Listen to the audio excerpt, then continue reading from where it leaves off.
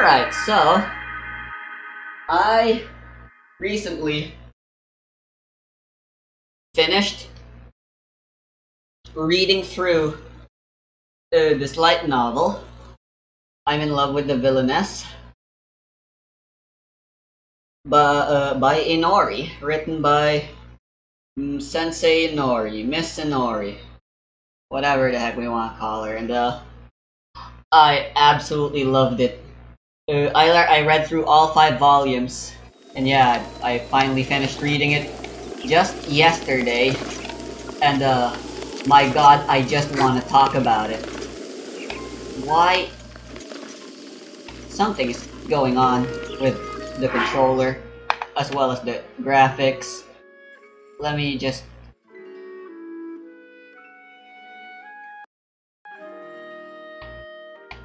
Maybe I just need to calibrate.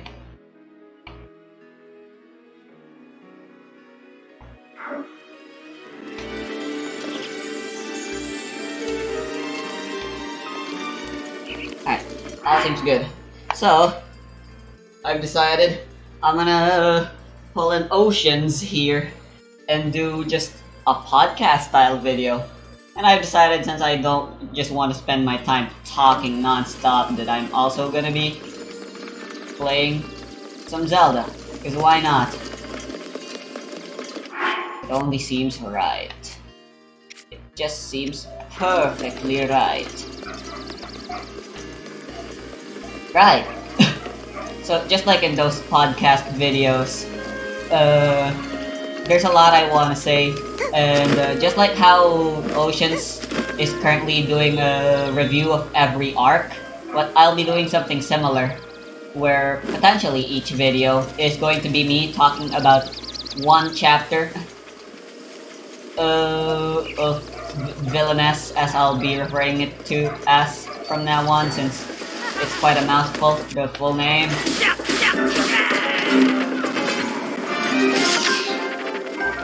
Ooh, run cell.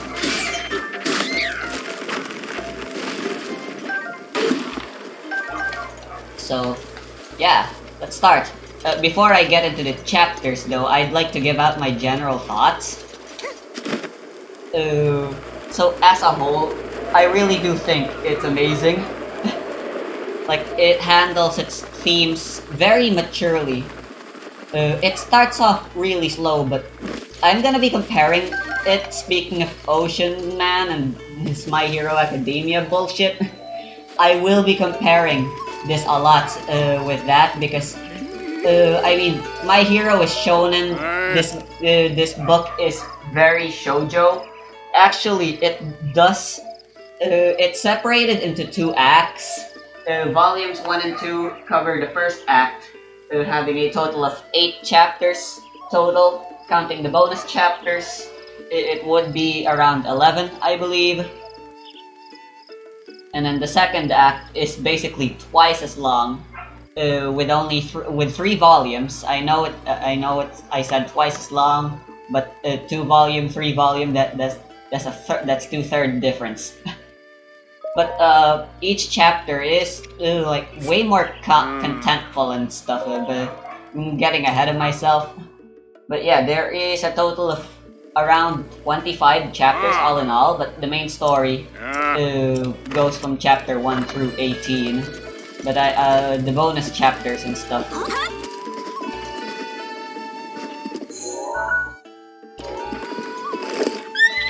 are filled with enough content, I believe, that they should be considered actual chapters rather than just bonus chapters. They're only titled as such, I believe, because for the sake of proper categorization and stuff. So yeah, if I'd give it a rating, I'd definitely say, in terms of all the Yuri I've encountered so far, this definitely takes the cake as my new favorite. Oh, I was talking about how My Hero and Villainess are similar. Actually, another common abbreviation for I'm in love with the Villainess, or I favor the Villainess, is IFTV. So I could call it that, IFTV. Yeah, doesn't really sound all that good. Pretty hard to say. IFTV. IFTV.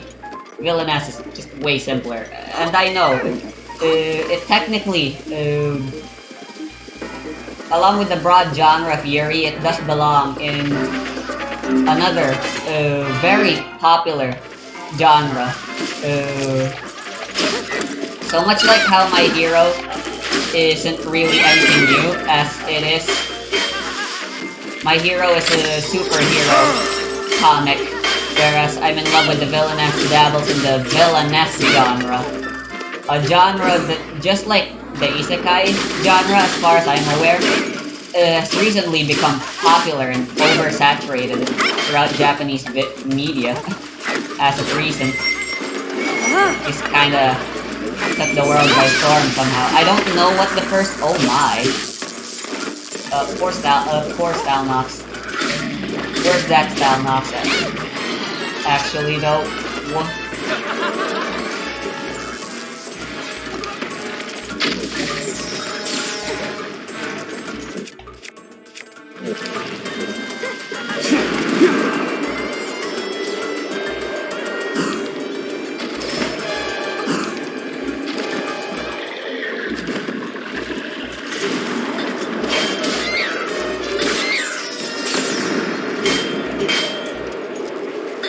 You better not. Oh my god. I don't exactly know how it came to be. Unlike the Isekai genre, I am pretty well versed in the history of that genre. At least I like to think. So, it definitely started becoming popular and oversaturated after Sword Art Online came to being. Isn't it? So in that sense, my Villainess, I don't think it does anything new or unique. Well, at least for the first act. I'll get into the 2 acts later, but this is supposed to be chapter by chapter. As much as I'd like to talk about. Oh my, that's a big charge.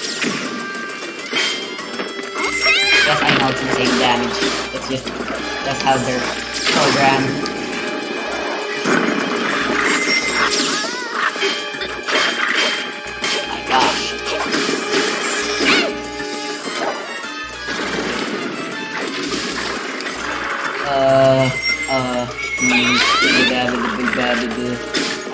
That.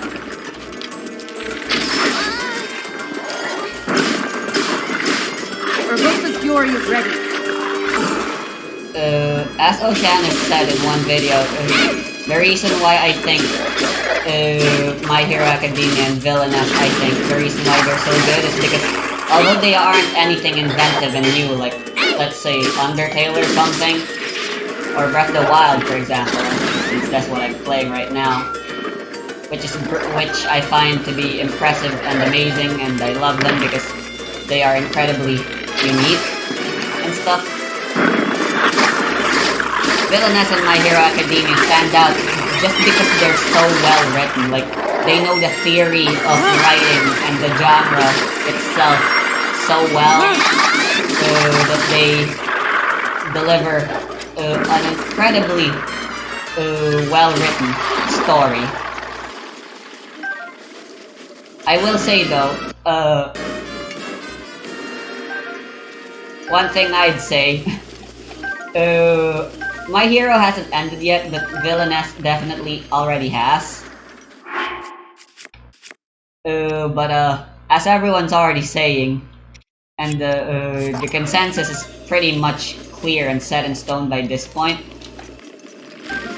but My Hero Academia is ending, and it is not great.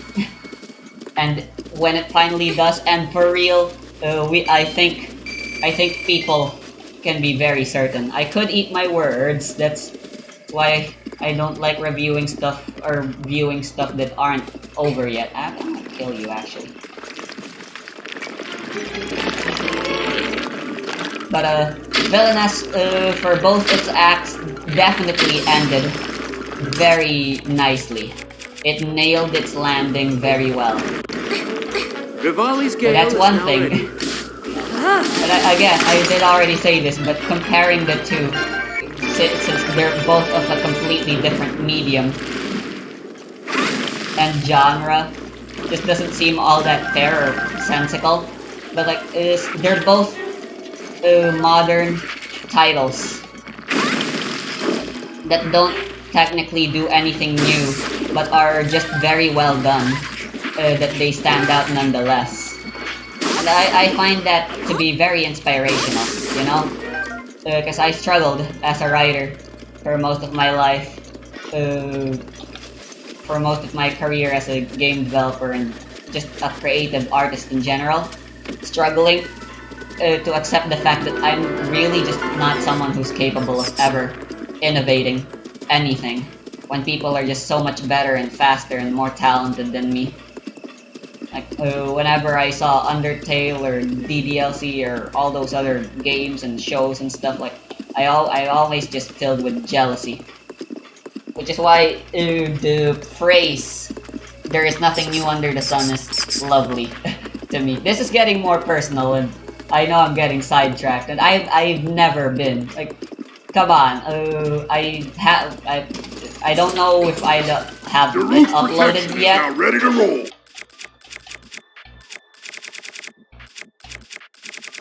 I do need a new claymore. Just pop. I'm gonna get rid of this electro scimitar. Boom! What the fuck?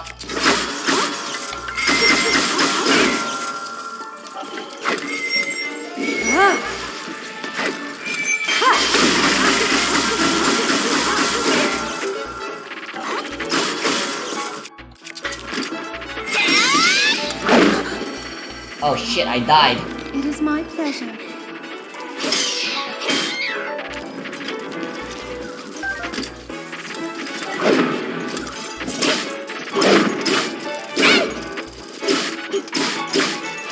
Anyway, where was I? But yeah. My hero and stuff are both very inspirational to me. So to anyone who cares enough, I'm gonna roll for charisma and try to encourage you to write. Because writing is for everyone. And yeah, you don't need to make anything original. Like, people always say like, oh, it doesn't have to be original, but you can put a twist on it. To me, I think a twist isn't something that's meant to surprise, but something meant to shake things up. Whether that be a story twist, like a grand reveal, like with Dobby.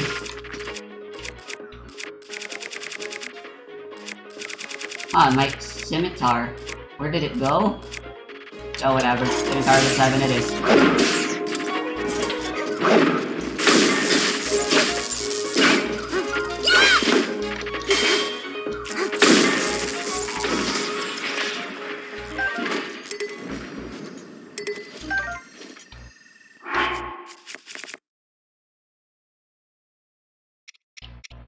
Aw, man. Oh well.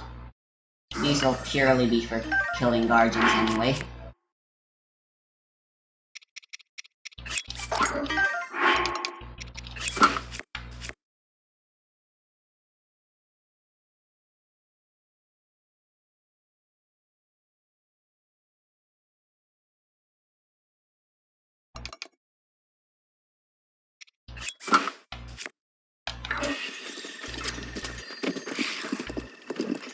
But eventually, even twists can become, like, I'd like to give an example, and that's, I'd like to give an example from the Magical Girl series, whereas,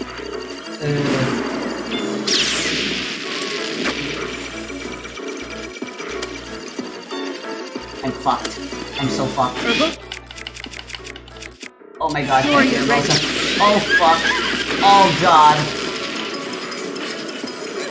Oh, that's great, that's great, that's great.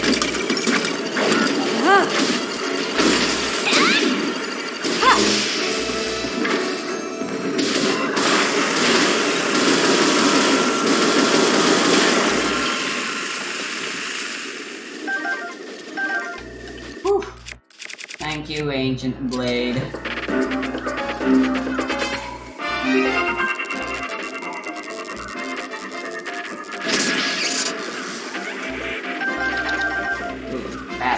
good.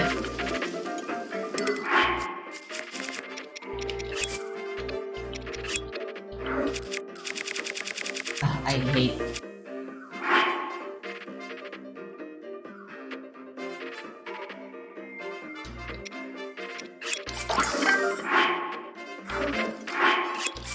Never mind.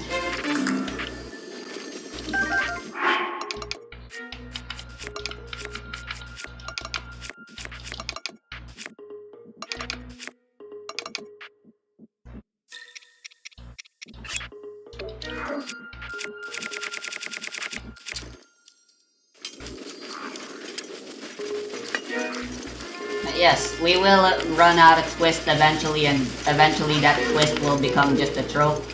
Case in point, Madoka Magica. Where they made something original by doing something the same but making a twist that it's super dark instead of the usual lighthearted shtick that magical girls are supposed to be, or something, or whatever. And now the twist of magical girls becoming dark is so common now that it essentially has lost its charm, to the point where a series like Precure, which doesn't have any twist and it actually is just your standard run-of-the-mill magical girl, was so appealing to me for the reason that it doesn't do a twist. So I guess in a sense you could call it a bit of a cycle. Something becomes too repetitive, so someone puts a twist to it, but now everyone keeps doing the twist and that becomes repetitive. So maybe you put a twist on the twist, but eventually you'll just people and readers and writers alike will end up just wanting to go back and writing something that doesn't have a twist. And then the cycle repeats. Or something. Who knows? I'm not enough of a buff for Saflinas, dang it. I'm not knowledgeable enough to claim that what I'm saying is historically. My claims have no basis. There we go, that's the word I'm looking for. You know, I think it's food for thought. I really have just been looking for an excuse to say those words for the longest time now. Is ready. I suppose.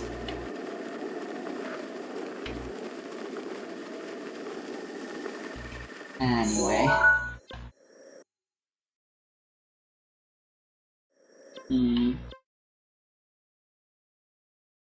I may as well just teleport. Yeah.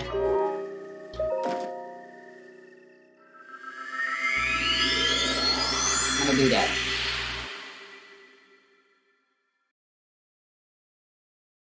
But at least Villainess ended rightly. So we're still talking about my just general overall thoughts. Let's talk about the genre. Obviously, it's in the Yuri genre, a genre I'm currently and still am very much infatuated with. I just can't get enough of it. I was actually getting to a point recently where I was getting tired of Yuri and was willing to go back. I still am. And there is a line. To quote Claire. Sorry, but I'm gonna be doing this. I should have bought the shirt instead so I could at least have attack up, but I guess this is good too. Defense is better than offense, I guess, maybe. Oh, I should definitely save. Thank God there's actually a save point here though.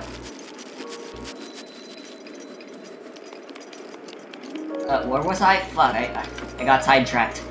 As usual.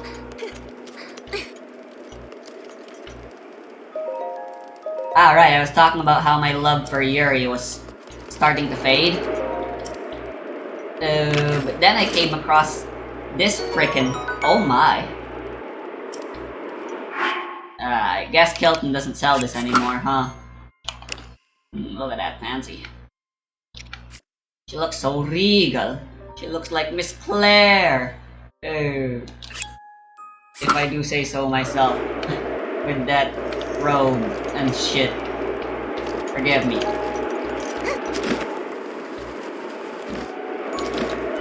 But, yeah. I figure, since I am still ending... anyway, oh right, my quote. Oh, fuck. How am I gonna do this? I need a quick shot bow or something. Quote Miss Claire, no one is meant to, from the final chapter. No one is meant to love for eternity. We all want to love something eternally. The truth is, it just isn't meant to be. No matter how true our love may be, it can't be eternal. So, yes, I am saying goodbye very soon to the Yuri genre. Well, not really goodbye, it's just I'm ready to move on and try reading other genres again, rather than just sticking to... There we go. I lost count. I thought I still needed one more.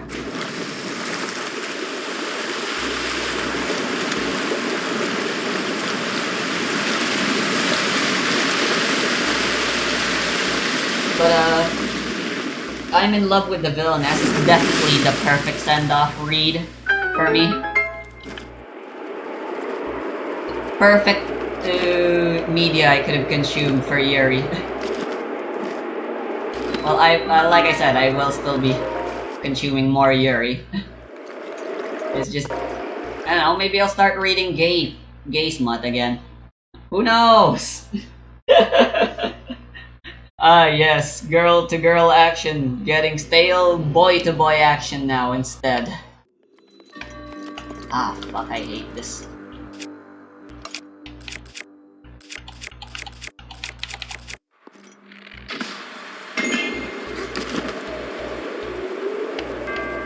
Definitely doesn't help that I can't win bomb either.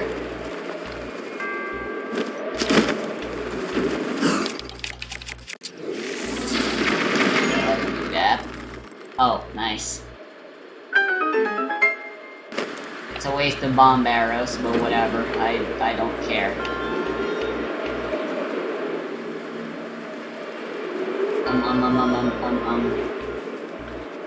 Yeah. Currently, I had to give out the top 5. Fuck!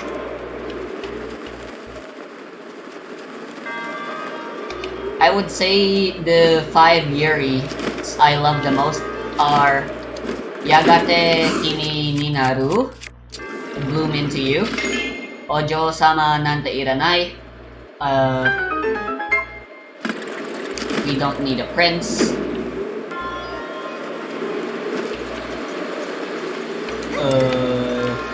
obviously, I'm in love with the Villainess, or Watashi wo ja something something. I haven't.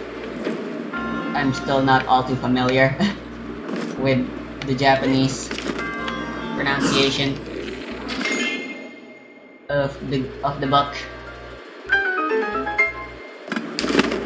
And then Citrus, purely because it's the first. Although I read it recently, Serious Twin Stars was good too, but the previous 5 I listed just have way too much sentimental value for me. That it's really hard to shake. It really is super hard to shake my top 5. What was my previous top 5 before I'm in love with the Villainess? Let me think. It's on the tip of my tongue right now. What? I can't quite recall its name. Okay, Citrus. Bloom. Citrus. Bloom Into You. My stamina.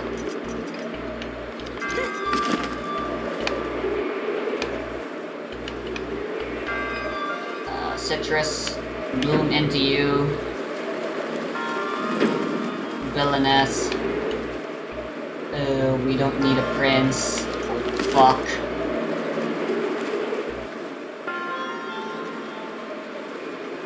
Oh, Mage and Demon Queen. It's still not done, but it's definitely in my list of favorites right now.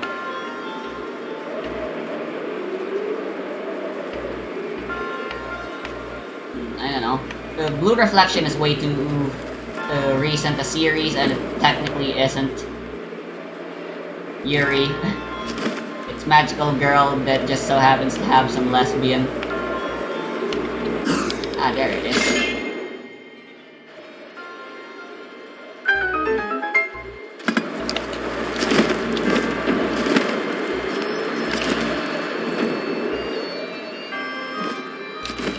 Huh. That's just 4. Okay, so just top 3. Because apparently I have not read all that much Yuri. I could have sworn. Whatever.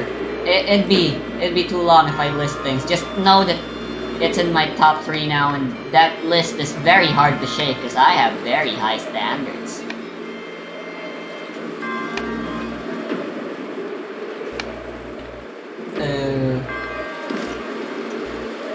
Alright, so how do I transition into a new topic? Well, it doesn't really matter. I could just go with it. So, yeah, definitely very good. I'd say the Villainess is a 9 out of 10 to me, for me. I have a perfect rating, but I never give it, for those that don't know, because I believe perfection is impossible. Oh, great! Oh, I thought I already had Flame Breaker boots. Nice! I have the full Flame Guard set now. Amazing!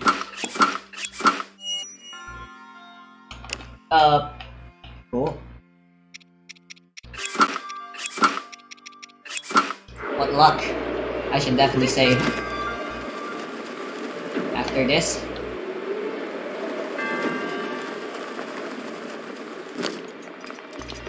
I don't have a shield. What's up with that?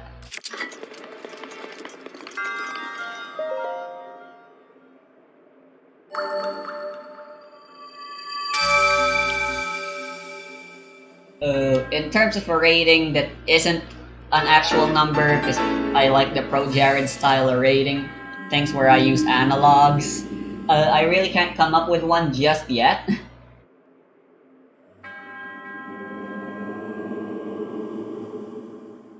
I don't know, Revolution out of 10.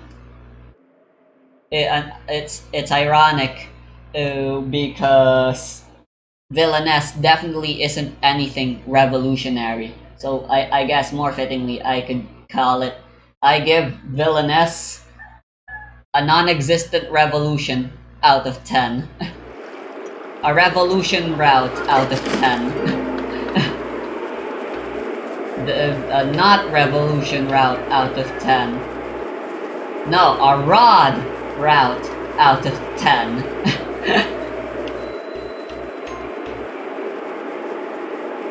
No, Who's like the most generic among the 3 princess? Princess, not princesses. Yu turns into a girl, so she's out of the question. Rod, yeah, I guess he is pretty generic. And Thane is also pretty generic. Yeah. Rod out of 10. Well, I'll go with that. I'll stick with that. It's your standard run-of-the-mill thing. It doesn't do anything revolutionary. But, just like Rod, well, I wouldn't say Rod is a well-written character, but I'll get to that later.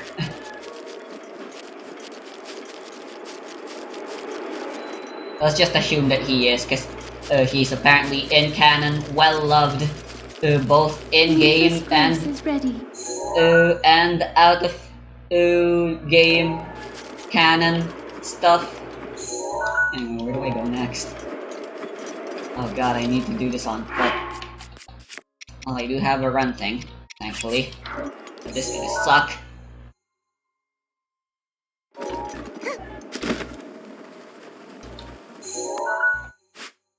I believe if I go through this route, I should be able to snag my horse. All I gotta do is run. No. Oh, I could just climb the mountain.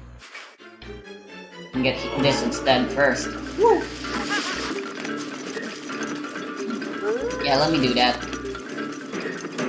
I'm gonna go get refuge here first.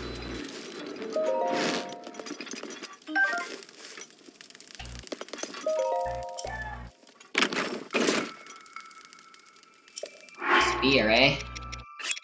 Let's see what you got. Useless.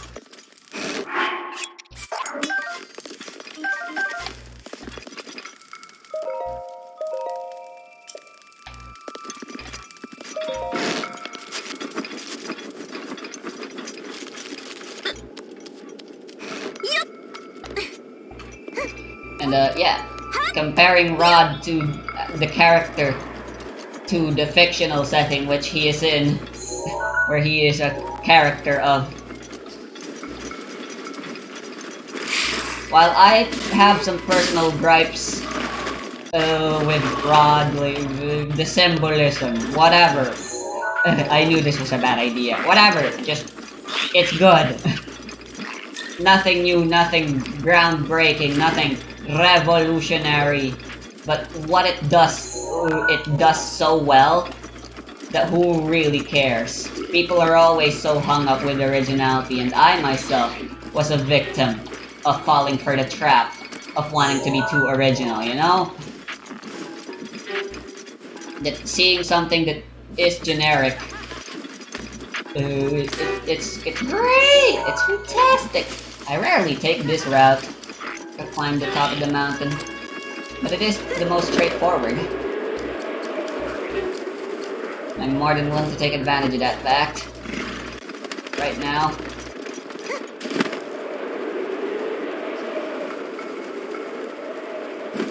Yo.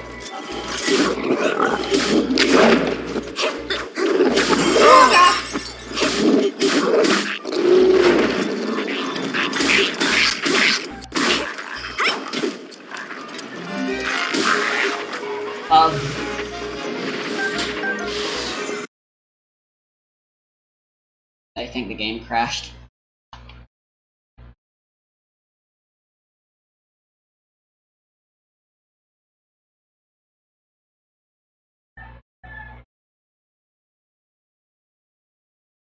Yep.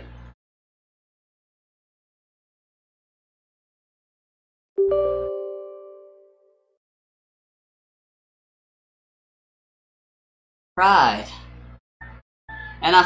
Enough about me telling that I like it and that it's good and that I recommend. Have I said that yet? Because yeah, I definitely recommend everyone read this because it is great. It tackles it's a well-written story with some good themes, and it handles the genre very maturely, in my opinion.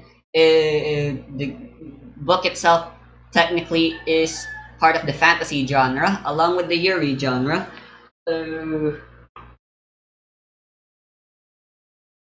And oh, I was gonna compare this to Maria Samagami Teru, because yeah, speaking of that, yes, that's the other one that I really liked. Yeah,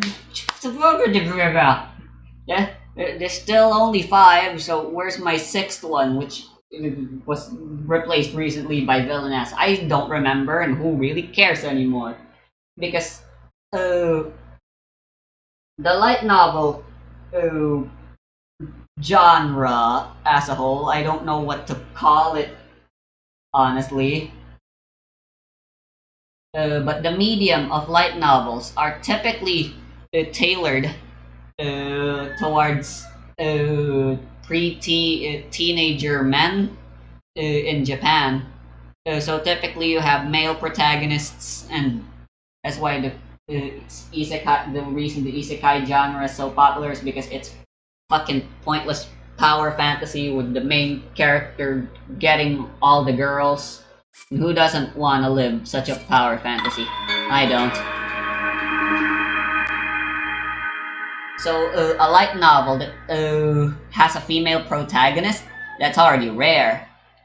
A Yuri genre light novel, just like yaoi, genre for light novel. That's pretty rare. Not to mention, I guess in that sense you could say it's a bit original because I definitely do believe, just like how Maria Samagami Teru revolutionized the industry by repopularizing Kohai Senpai relationships, as well as, you know, being Yuri, which was very rare, definitely, at the time the shit came out. Oh yeah! Oh, I remember now! What's it called? Fuck! Hold on. It's a manga.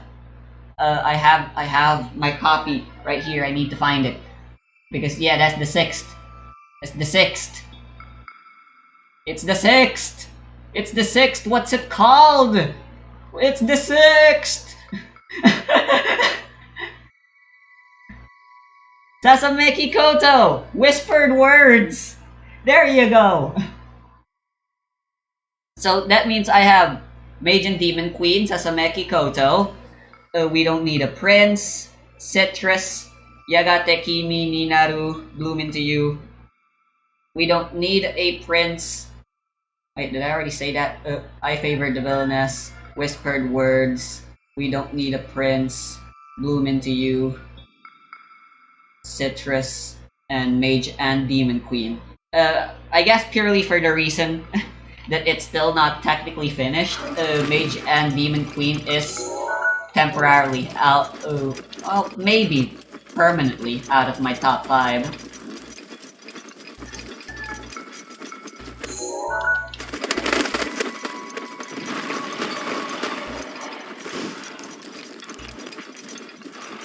So, the way I read the books, I read the volumes as they came, I read the volumes by the time I finally started reading I Favor the Villainess.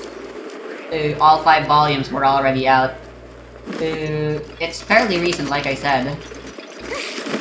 With the final volume, as far as I'm aware, airing only recently. It was a web novel, so...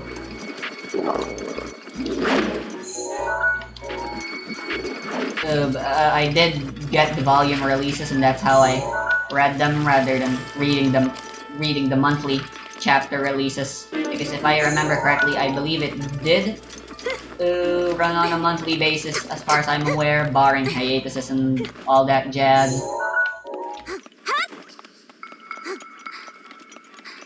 And obviously, I read the English translation, but not just. But I didn't read the fan translation. I read the official ones, and I'd like to say, good, as should be the standard.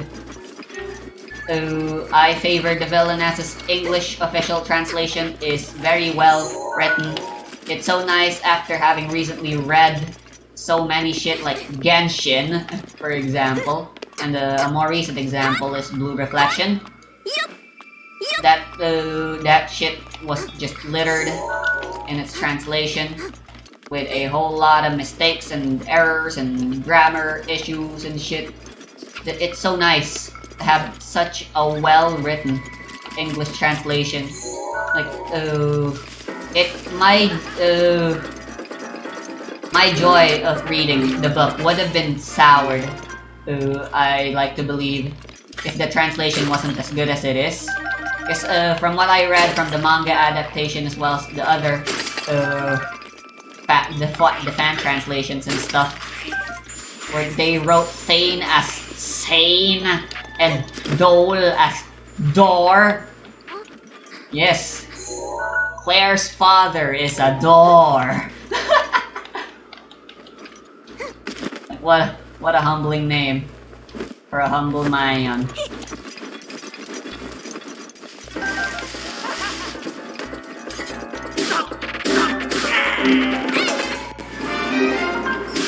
But yeah, the official translation is how I recommend because Miss Claire is rather than Claire-sama because honorifics. And Persona also doesn't get rid of honorifics either. Are you fucking kidding me? Why? Why does the game crash so much now? Is it because I tampered with with my file? Well, guess whose fault that is? Fucking Dark Army Resurrection. I'll keep trying. So I want to be doing something while giving out all my thoughts.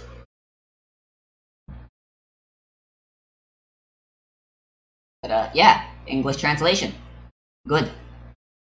As I mentioned, I wanna. I favored the Villainess. I guess is also groundbreaking in the sense that just like Sasameki Koto, I believe, and Maria-sama did. They brought to light something that hasn't been brought to light all that much in the genre and in entertainment as a whole.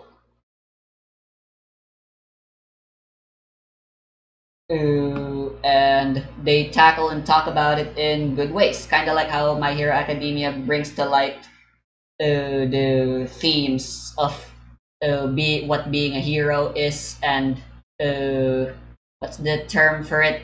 Uh, Side character bias or whatever, sideline, where we'd rather just turn a blind eye to things rather than take action, because we believe that someone else can do the job better or whatever. I favor the Villainess throughout the entire uh, novel. It's always bringing into topic and light things about sexuality and preferences and stuff. As many critics have already stated, I am just kind of repeating their words, but it will hopefully bring to light a new standard that should be brought for Yuri and Yaoi and any other queer genre thing should, and that is to bring to light and have proper discussions. It does get a bit annoying at times. Like when it first happened, like it was great, but somewhere around when I was at like volume 5 already, and the topic still gets brought up every now and then. Sometimes it just feels shoehorned and forced, and whenever the character suddenly decide to go all philosophical and talk about what it means to be Yuri and stuff, like, sometimes it just does get in the way, but it's not that big of a deal, honestly. And the transition to talking about them, it's always done naturally, I like to believe. Like, yeah. Another thing it does in the text a lot is talk about food for some reason. And I believe I'll get to that later, because one of my favorite arcs in the entire novel was in chapter 12, the ball, I believe, or was that chapter 11? I don't remember.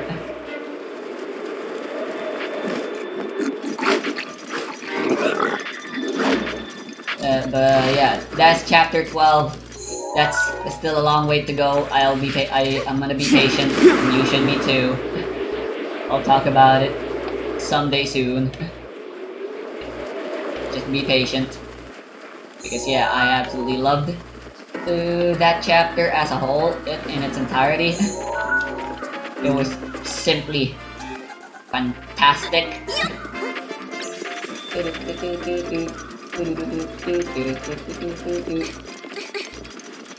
Yeah, I kind of want to listen to some music. Oh, look at him go. Jesus, look at this. Look at me go. I'm breaking physics right now.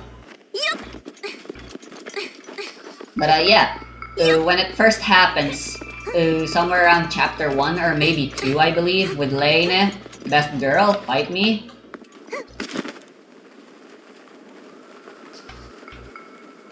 Or Lena, as she's called in the fan translations.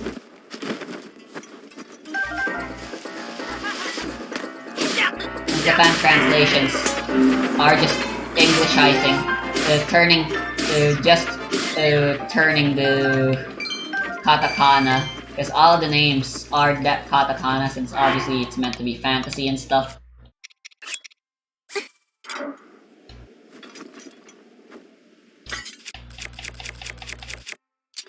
But yeah. Let's stray away from talking about the translations, because I've already said everything I feel like should have been said. And language is a thing, you know. We all have our preferences and whatever, so oh my goodness, fuck off! I'm trying to get my daily dose of Claircium by talking about it.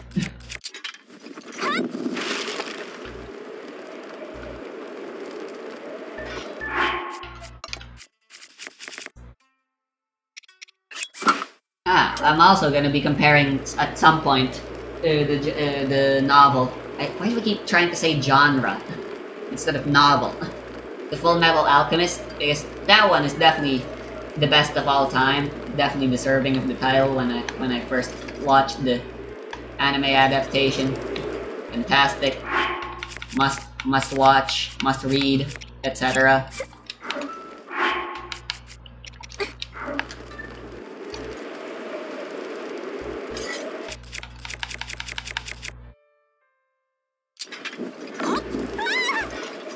Ow.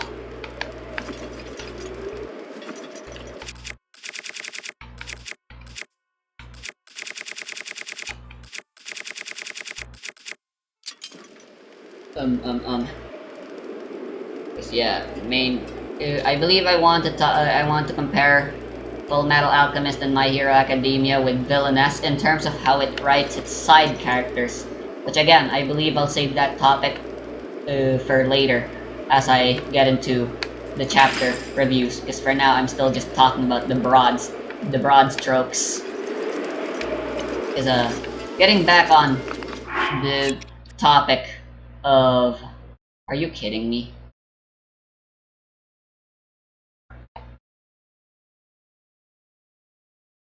Are you kidding me?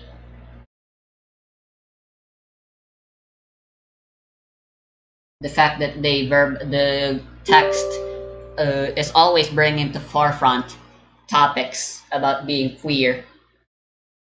Because yeah, the most standout conversation in the first volume is when Lena, Claire, and Ray are talking to each other. Uh, Claire suddenly brings out the topic to Ray and asks, "Is she gay?" And then she's like, "Yeah, I'm gay." And then typically the general thing normal people would talk about, which in this case Lena is supposed to be that normal person, is that once people bring to light and have the topic, the normal person would tend to usually say, "Huh, then I guess gender doesn't really matter, huh?" Because yeah, that's exactly what Lena says, in which Claire replies, "No, gender does matter."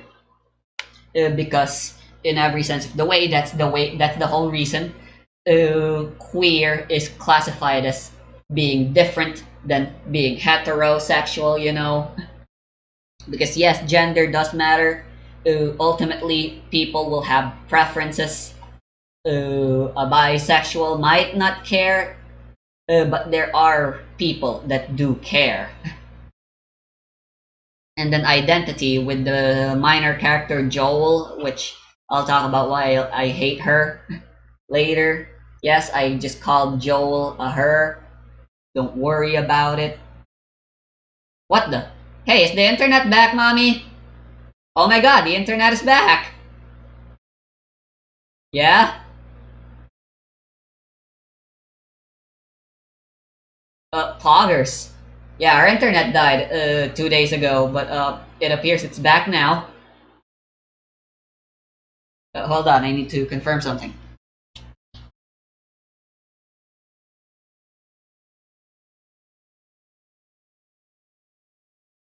Yo,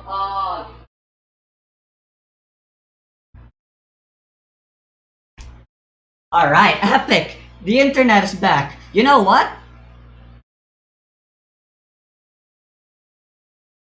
The next time the game crashes, I'm gonna just play Genshin. I'm not gonna end the recording since this is first and foremost a video about me talking about I want to be with the Villainess. Thank God I saved. Now that the internet is back, yes! I can play Genshin, I can play Path to Nowhere, I can play Nikkei, I can Seven of Sububa.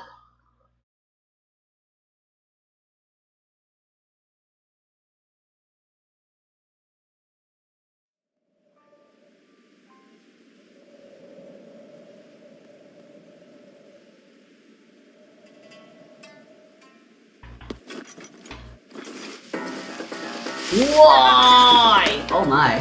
Ah, look at my gold breastplate right now. Never mind, this looks terrible. I'd like it to get fixed soon. First I need to take care of you. Bastards.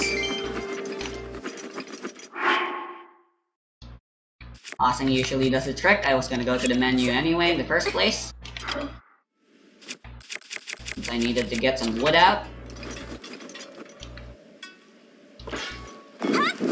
Dang it. Boulder Breaker took some damage. I have 2 diamonds right now. That's really good. My speed up's gonna get wasted.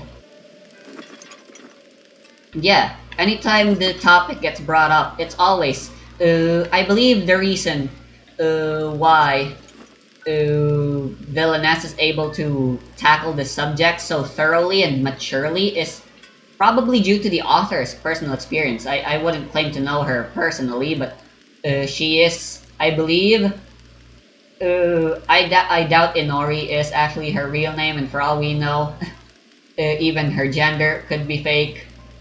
But in the afterwards, she's always talking about her girlfriend and stuff, and how she's like a main reason as to why she's still writing novels and stuff. It's cool if I mean I like Villainess, and it's lovely that she's doing the spin-off right now and like doing more content for it. But oh man, fucking Rivali's Gale is fucking now anime ready. adaptation would be so amazing. But yeah, if Inori wanted to, she really should just start something, a new novel series already. I would be all for it. It doesn't have to be Yuri. But, cause knowing her, whatever, she's a pretty talented writer. So whatever she writes should be pretty good. You know. Yep, that's my cue to leave.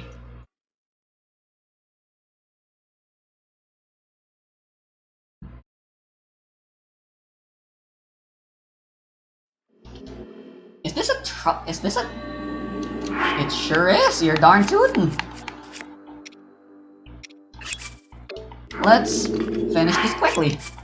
Are you kidding me? So here's how we're gonna do this. First, we're gonna wear this bunny outfit this BDSM bunny outfit. I thought BDSM meant Buddhism. Actually, I believe this guy has a claymore, and I do want another claymore. And I'm planning on getting rid of this broadsword to achieve that. How much durability does this have? How much durability does this have? Interesting. Alright, so never mind. I'm gonna be going for full defense.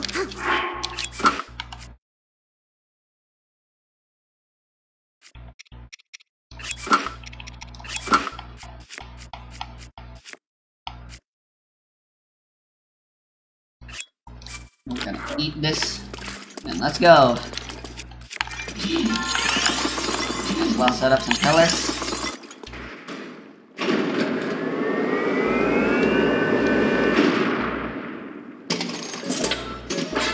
Yeah, he's got all 3 weapons, no shields. Perfect. Well, a shield would have been nice since I am out of slots.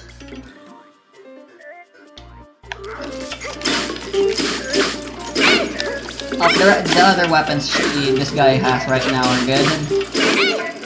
Oh my, look. Why the hell am I doing so much damage? Ah! Ah! Too slow! Why the skills really are sometimes a problem.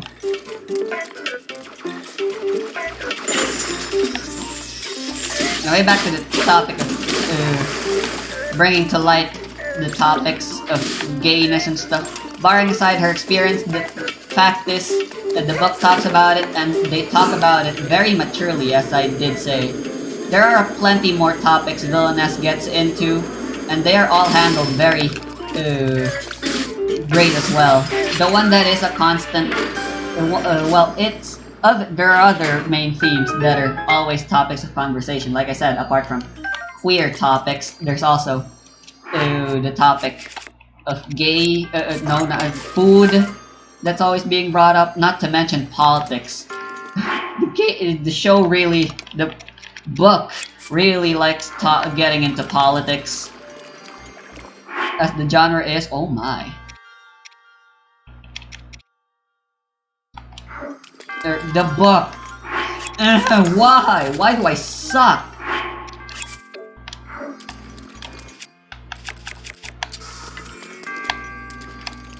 Oh yeah, these are all great.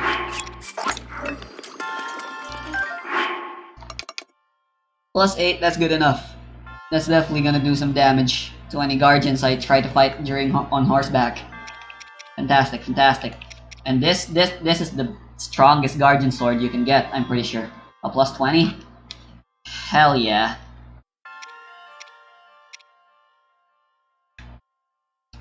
Hell to the yeah. Baby.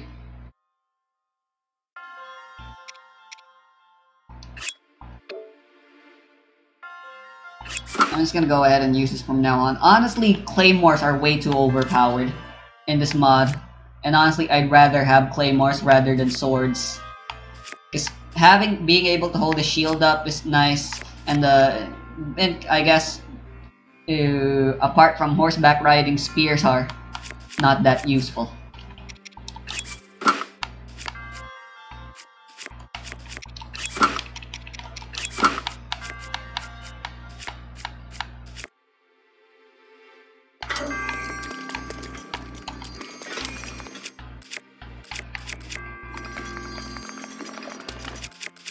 I may as well go to full Lionel set of weapons.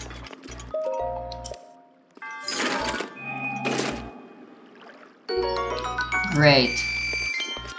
Alright, what's like another example of the gayness topics? Ah, right, gender identity was a major topic that was talked about both in Act 1 and in Act 2 of the book.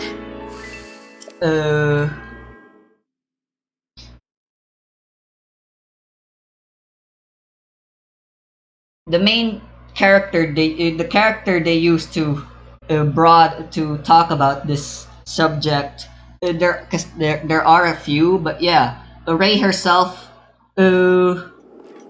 which while trying to avoid spoilers, Rey herself does it does get late revealed somewhere along the line that Rey does suffer from gender dysphoria. Which again, that's another topic. Psychology. Fuck you. Oh! Oh my god, this is gonna suck.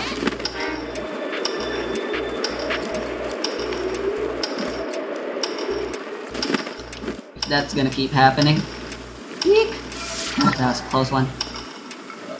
No! Oh my god! No! Why? I don't have time for this! No! I can't shield surf!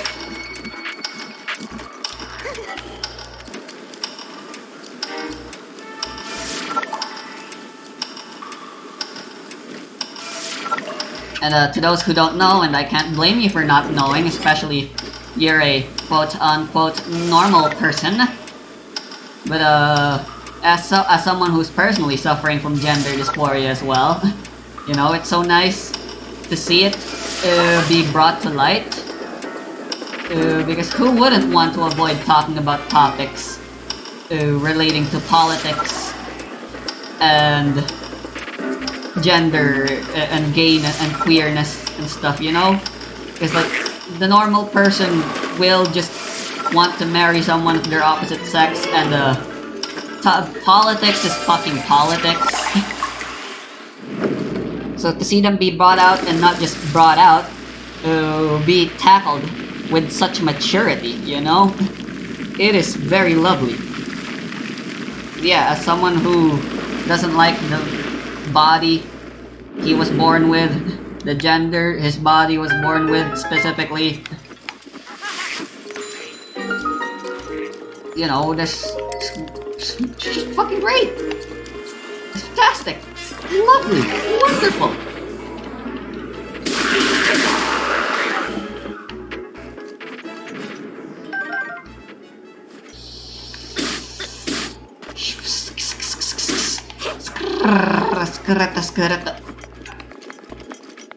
Okay, I'm fine.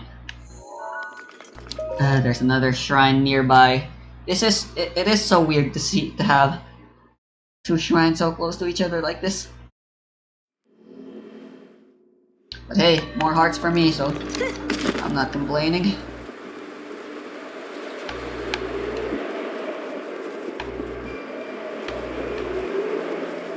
Alright, let me get a...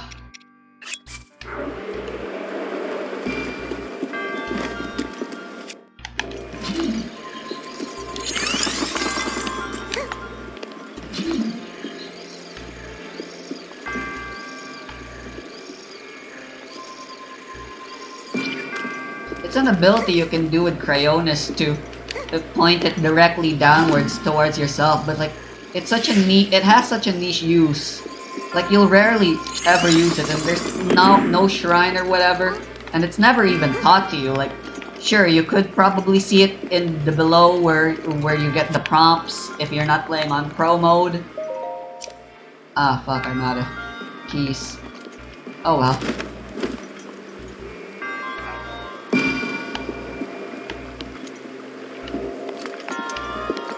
Right, anything else? Because I think I am ready to move on to finally talking about the chapters. Fuck.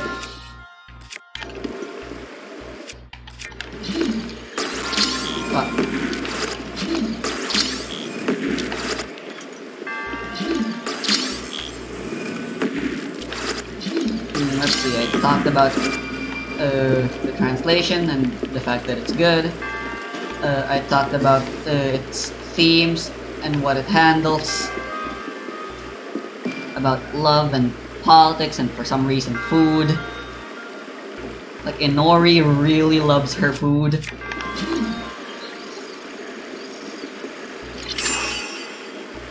Ah, interesting.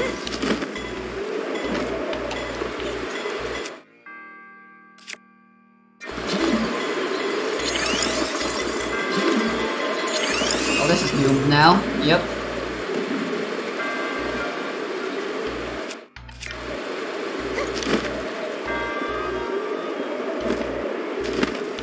Fuck.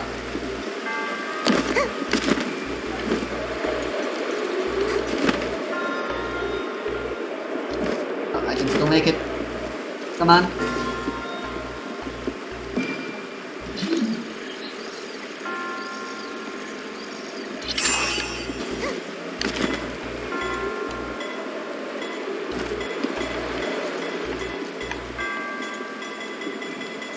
There we go, made it. Oh, okay, that works. No, it doesn't. Fuck! What?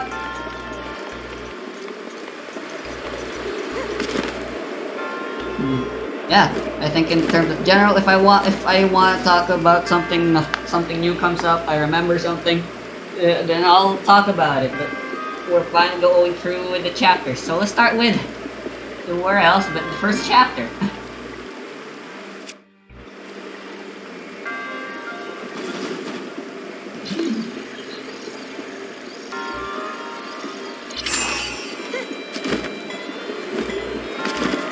Starting from here on, I will not hesitate anymore with the spoilers. Because since I'll be talking about the chapters from here on out, I will not care if you get spoiled from this point onwards. Because if I want to have a proper conversation, a proper discussion, then it's inevitable that I have spoilers. So if what I've said so far, well, I haven't said anything good. Apart from good translation, mature handling of topics. But if you like Yuri, you like Villainess, you like politics and fantasy, then you'll love this book series, as it's about it's the love of a normal girl and a noble girl. Because yeah, that seems to be another topic I really like, with Mage and Demon Queen, My Hero Academia, We Don't Need a Prince, and all of Yuri genre as a whole. Because yeah, the theme of Villainess is about discrimination, and that does seem to be a topic I like seeing discussed. Sasameki Koto revolutionized as it's one of the first few overtly Yuri stories bringing to light queerness between women for the first time since that was made in 2009, and yeah. Thank God culture's so much better now, you know? It's still not great. Discrimination and racism are still very prevalent in today's modern society, but it's gotten better.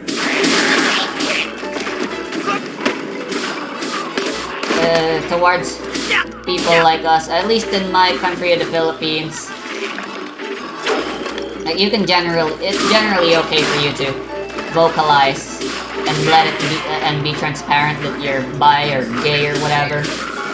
In my country, I mean, heck, one of our most famous celebrities is a gay. Like, how's that for frickin' open-mindedness in our country, you know? Eat shit. Japan, or America, or whatever other country.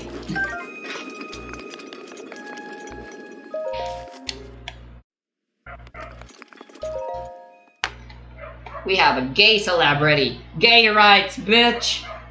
But, I'm not really good at summarizing and selling people, so I'm just urging you to please read it. And if you don't care about spoilers and you don't care about reading, you just somehow are just really interested in hearing me talk, then by all means, I'm gonna start talking. So, let's start. Volume 1 of I'm in Love with the Villainess is Chapter 1. The first of 3 chapters. Well, technically, there's 4 chapters, and as the 4th chapter is a bonus. Very short, though.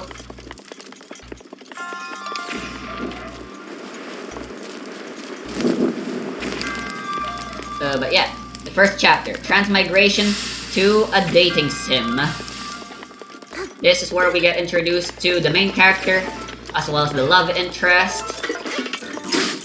And the entire first chapter is just us getting introduced to the world and the characters.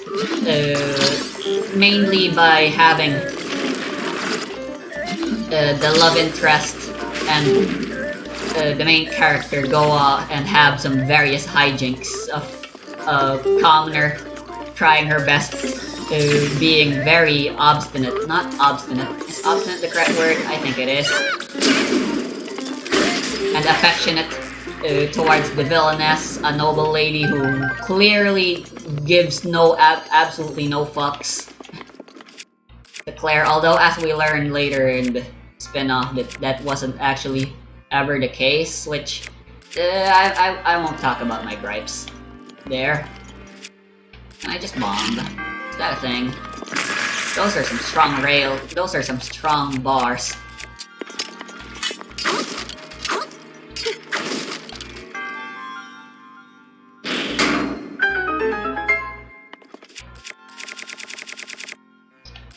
dropping those sick bars. Oh, I got a key. May as well use it. Oh, no, wait. Which treasure chest is the one that has the key for me to fucking beat this shit? I believe it's not that. It definitely has to be this one. And, what do I think? Well, if you're new, then there's a very high likelihood, because just like me, I have actually read the first chapter, at least in the manga adaptation's first chapter of this novel. And I gotta say, I got turned off initially and didn't like it and didn't bother reading it. Besides, the manga wasn't finished at the time, and as of right now still isn't. But now I want nothing more than for it to continue and have an anime adaptation. But yeah, the first chapter is just hijinks. And let's talk about character growth as a writing trope, or not trope, a writing technique, or whatever's the fucking correct word for it, because Claire and Ray, like, again, if this is your first time reading through the novel, and it's your first time reading chapter 1, then yeah, just like My Hero Academia, it starts off really slow. But in the case of Villainess, not only does it start slow, it also starts unbearable. Like, rereading through chapter 1 now, if I were to describe chapter 1 in one word, it would be nostalgia. Because yeah, chapter 1 is such a wonderful chapter to reread, in my opinion. And that, I believe that's the hallmark of a good first chapter. I'm definitely not a fan of how slow and unbearable it is. It's similarly to My Hero Academia, where yeah, it is just an introduction. But let's talk about Ray and Claire, the two leading characters. They are absolutely unbearable in the first chapter, as all they do, again, like I said, is get into hijinks with each other. Claire is unbearably, annoyingly frustrating with how often and, like, seemingly without a care in the world, and, like, why wouldn't she? This is technically an isekai thingy, and I'll talk about that very soon, actually. Because that is another gripe I had with the first chapter. Although I don't see a lot of people talking about it. But yeah. Character progression and character development. I have nothing against it. Like, it's a good writing trope and stuff, but like,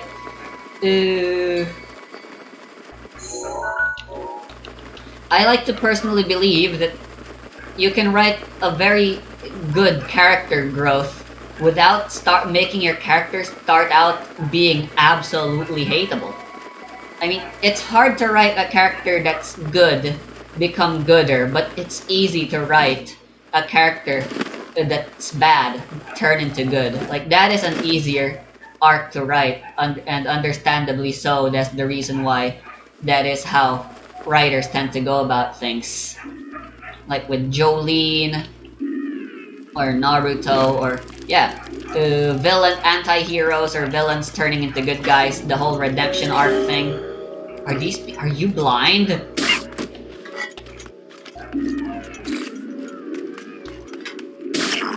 Oh my, what an idiot these bokoblins are.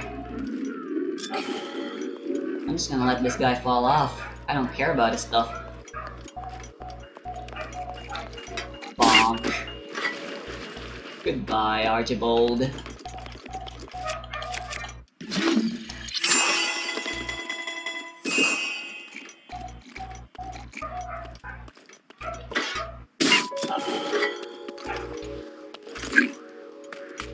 An example I like to think of of a character that has a character development that doesn't start out hateable. Midoriya, Deku, from My Hero Academia. To this day, he is, I'm pretty sure, the only character I know of so far that starts out his adventure actually being bearable. Well, some people don't like that he's a crybaby in the beginning of My Hero Academia. But, like, I personally didn't mind. And found it a bit of an endearing quirk. Rather than Jolene being a fucking horny bitch. Or, yeah, Ray also actually being a horny bitch now that I think about it. Because, yeah, Ray starts off as a horny bastard that's absolutely obsessed with Claire and nothing more. And Claire, starts off as this pompous noble bitch that you really just want to fucking punch in the nose.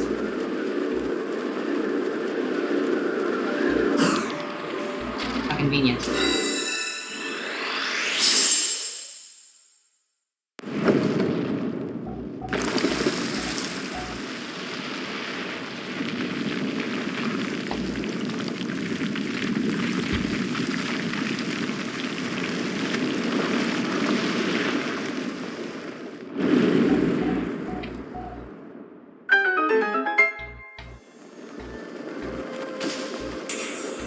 But for what it's worth, like I said, nostalgia is the word I use to describe this.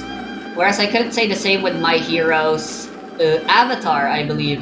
The first book of that show as a whole is just very nostalgic. To me, I like to think. So I guess that's another example.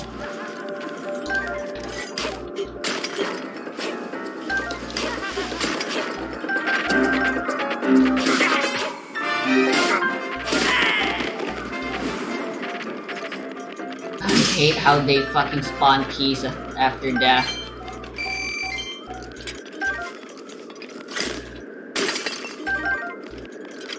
Like, Yiga always were just annoying in the base game.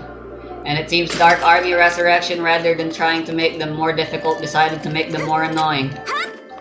Which is, I guess, true to the game intentions, game developers' intention of design, but I'm supposed to be talking about Villainess here, getting sidetracked again.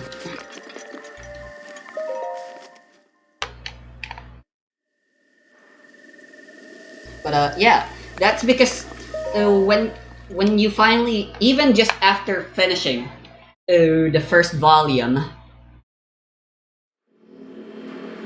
and deciding to read the first chapter again, like, you already get nostalgic vibes. It's like, what once was an annoying hijinks, what once were an absolutely hateable pair going through hijinks that makes you just want to punch the two of them in the face with how unbearable they are.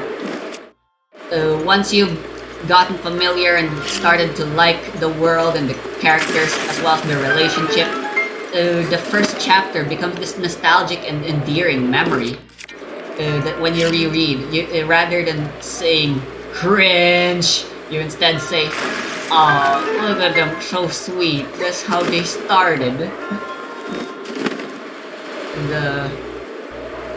Yeah, I really think that's great. It's not all bad. I don't have only bad things to say. Like I said, while it is very annoying what they do throughout the first chapter and stuff, yeah, it is first and foremost an introduction. Here we learn about the school, the two main characters, the three princes, the fact that this is a video game world or whatever, and the magic system, which I'll talk about that later, but it becomes, it's not the time yet. Wait until, like,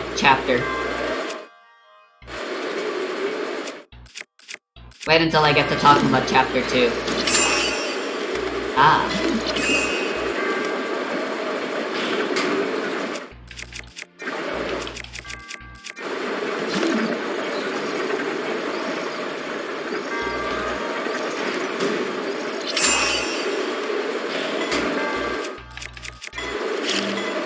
I do want to talk about the magic system as well as the fight scenes because yeah, this freaking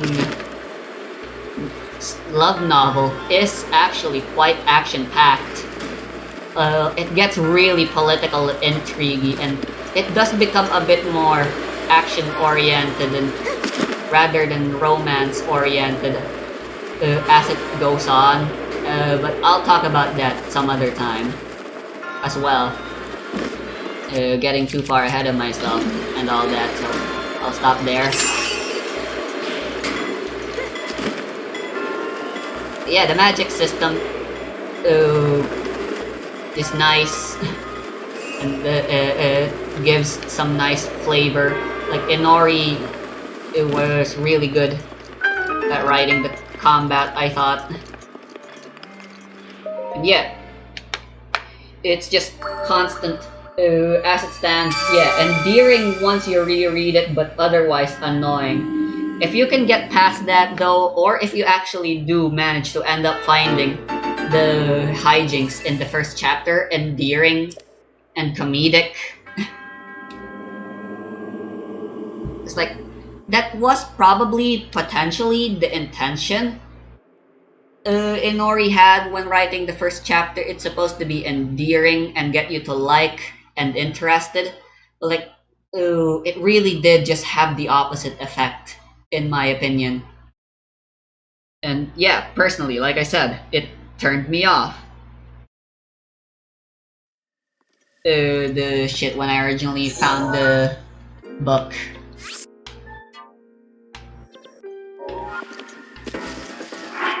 A few years back. But once I decided to go through with it because I don't really know what possessed me, but I'm glad whatever possessed me did possess me because yeah, I ended up reading more of it, I ended up getting enthralled, and yeah, it ended up becoming one of my all-time favorite Yuris. Funny how life works.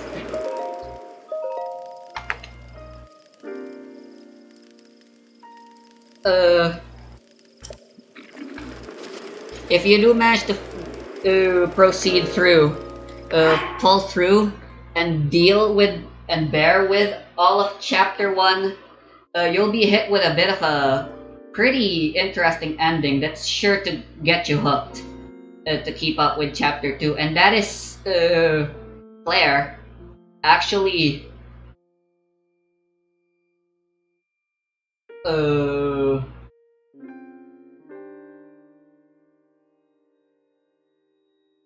what's the word I'm looking for?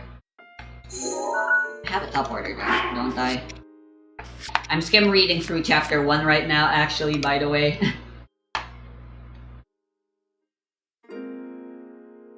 Because why not? I'm pretty proud of my memory, and especially since I love this book a lot. I definitely won't be able to recite it like a poem or whatever. But I definitely is yeah, somewhere near the end of Chapter 1, Claire actually does finally open up to Ray, where she opens up and becomes defenseless, you could say. And she openly admits that she is aware that she isn't, her personality and character as a whole isn't exactly someone worthy of being loved, which goes to show that which reveals to us that Claire has an inferiority complex of sorts, as well as the fact that she is self-aware but is for some reason, one way or another, unwilling to change.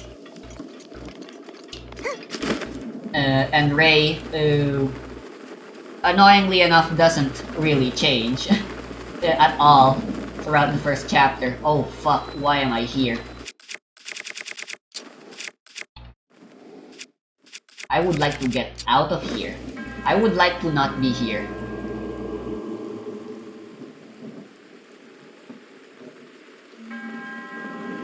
I'm afraid this trial is not one I am willing to partake in.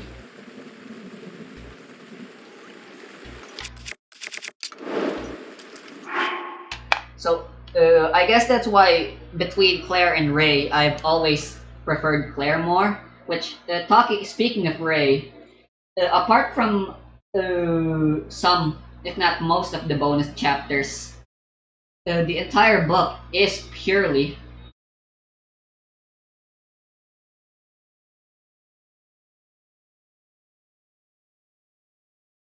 uh, on a first-person perspective with the main character Ray, like from beginning to end, and it never once changes perspective. Again, aside from the side content,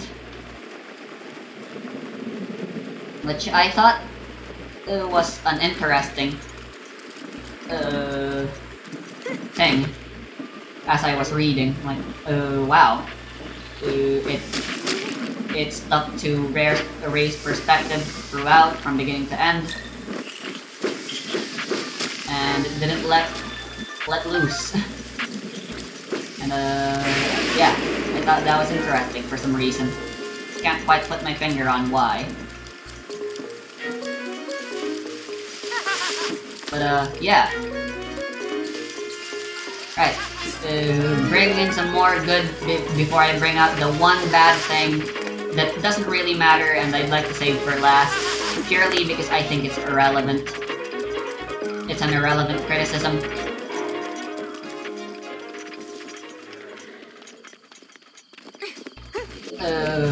Something oceans say about My Hero Academia is how well it writes. It does its writing, where it's like realistic and nuanced and whatever, and it does that by setting up seeds.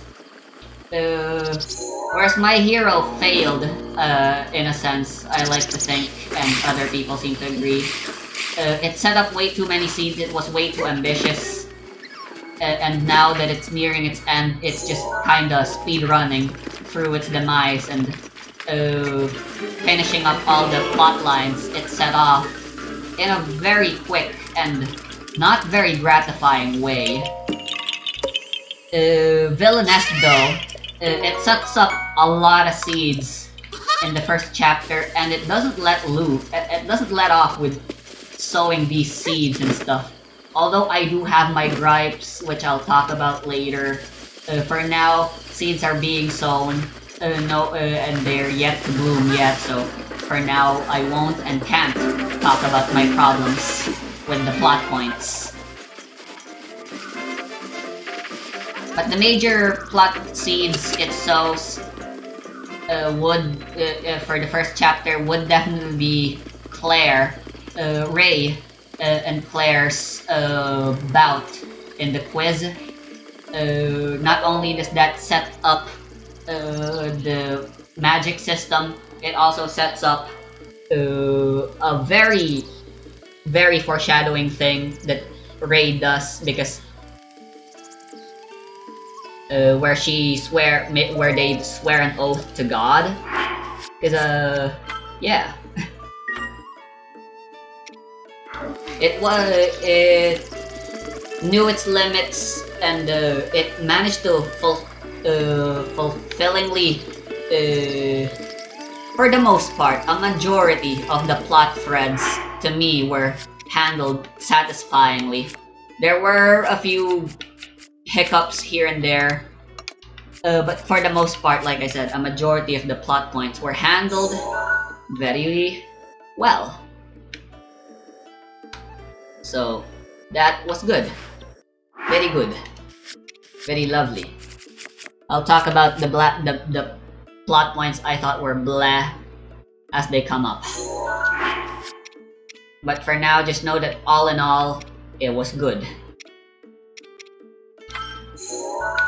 Alright. I don't want to go to Elden. It'll be a long road since I can't teleport, but let's go to the Zora. Ah. Oh? Thankfully, I have Tairitsu.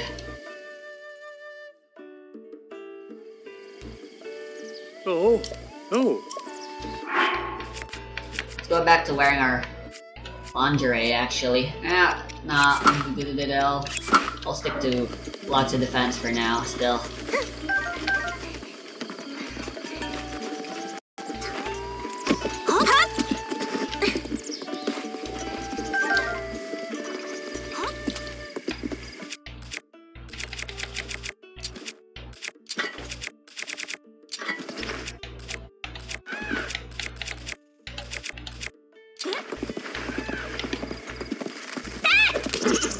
Yeah, so, let's talk about the characters now. Let's talk about the characters now.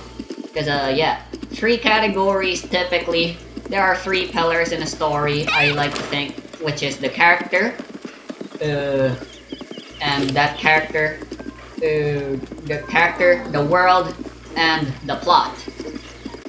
So, I guess I was talking mainly about the plot, but now I'm done with the plot. So, actually, the characters I believe would be the main focal point. The characters are the lifeblood, I like to think, of any story. And without characters, you don't. What you have is a draft at best. You know, and it's not actually a story. So yeah, that's the plot, at least for chapter 1. Let's talk about the world now. So, the world is, like I said, an isekai. It's a fantasy world with magic, and it takes place in this fantasy world that, according to Rei, she found herself waking up one day in the classroom of the Kingdom of Bear's most prestigious school in a game called Revolution. A visual novel dating simulator game set in a fantasy world. And yeah, that's where the majority of the thing takes place in. So, the world. Since it is a political intrigue, technically, kind of story, like that never really stops being a relevant thing. It's always relevant to the plot. That there are lots of politics involved in the story, and for you to have good politics, you need to have a good political groundwork and field, or whatever the correct word for it is. And yeah, the VR Kingdom and its history and why it's suddenly turning into a meritocracy. The differences, the class differences, and how that causes division and bullying, or as I said, the main theme of the book series, which is discrimination, and how it's handled. And yeah, the world itself, all very interesting. And it in itself is a story seed just waiting to be fulfilled, as I'll talk about my major criticism somewhere along the line. For this first chapter talk thing. Oh god, why did I decide to do this?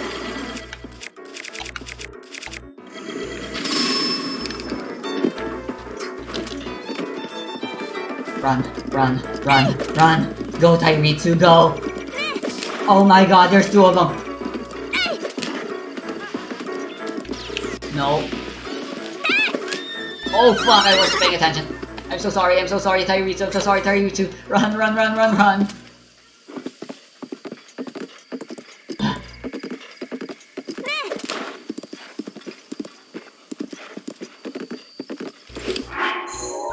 Oh, what are the memories I have unlocked? Yeah, there's just the one inside Hyrule Castle left now. Do I dare? Do I dare coming back to the castle and retrieving the memories and getting Hyrule Shield?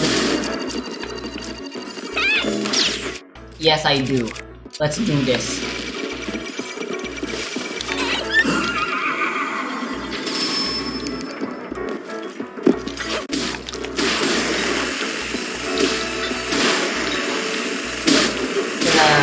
Yeah.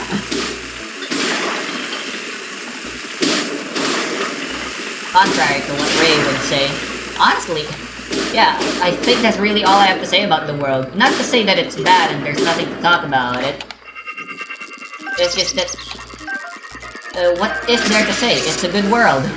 The world building is, again, just like everything else with the novel, very well done. I guess I should talk about the magic system. So the magic system is, there are indeed monsters and classical fantasy creatures and stuff, but most importantly, humans have access to these, can have affinities to one of 4 magical elemental attributes, and it's a birthright and there's no changing it, kinda like quirks. And those 4 attributes being, water, earth, fire, and air, the classic elements, which is pretty generic, but it makes enough sense given the context that this is supposed to be a romance shit set in a fantasy, and the fact that there's magic is just the sell and it was never meant to be anything original or groundbreaking for the game developer. So yeah, world building, realistic, whatever, blah blah blah. And it's very much a soft magic system, and I don't have anything against soft magic systems, but I will say sometimes I feel like the story is held back by having a soft magic system, specifically with its action. Because yeah, while I do think they are well written, the magical combat, I fear, sometimes were a bit held back. With some missed potential and stuff. But you know, talk about the story for what it is, not what you want it to be, and not what you think it should be, and not something else. We're talking about the book, not something else. The book Villainess, not something else. Blah de blah de blah.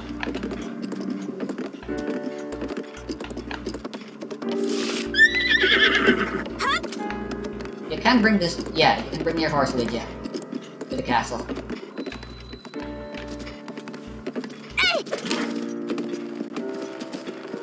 Ah, right, the gate.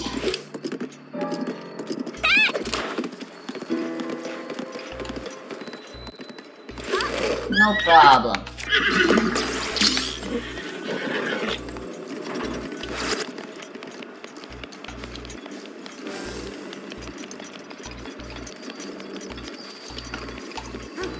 But again, my gripes with the world, and especially its magic system, will have to wait as I get along the further chapters. But for now, you can have my seal of approval for whatever it's worth. That I do think it's good. You need keys. Oh fuck.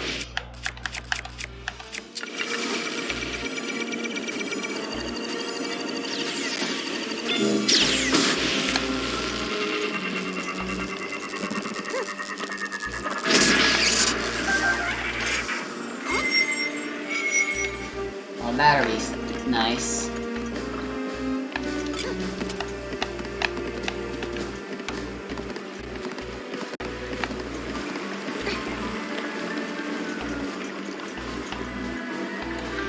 Alright, let me get the memory first. The quickest way to the top is by swimming. Where's my Zora armor?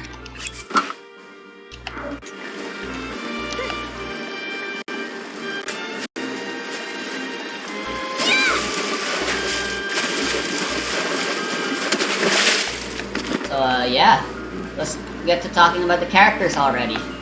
Alright, let's start with the main characters, obviously. I mean, I guess I already talked about them a bit when I was talking about the plot. But Ray and Claire in this chapter start off absolutely hateable. But, looking at them as a whole, which I will hold off, because I wanna just focus on how they are for the first chapter, but yeah, rest assured they are obviously fated to get lots and lots of character development. Like, their journey is one filled with trials and tribulations, and yeah. Contrary to what Claire would have you believe, she's actually pretty well versed and knowledgeable on politics. And also food, for some reason. She's kind of a connoisseur. But yeah, Rei is, in universe, a lost spirit. But in reality, she is reincarnated.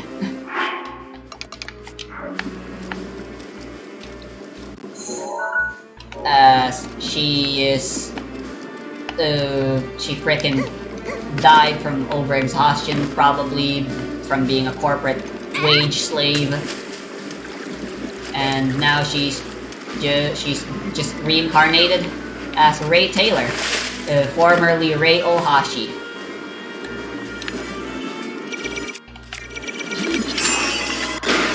And yeah, as a character in Chapter 1, she's unbearable, but yeah, her main defining trait, which is properly and is set up and shown in the first chapter, and that's in her stubbornness, as well as her selfishness.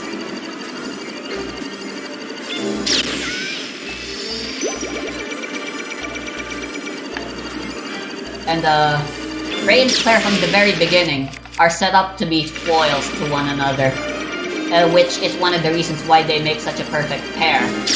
No, my god! I give up, I give up, I give up.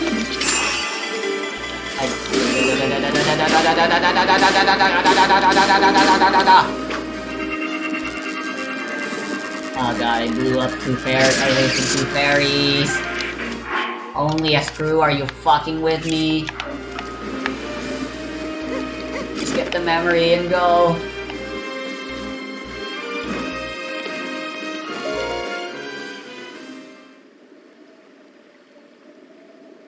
Yes! I should switch my outfit back.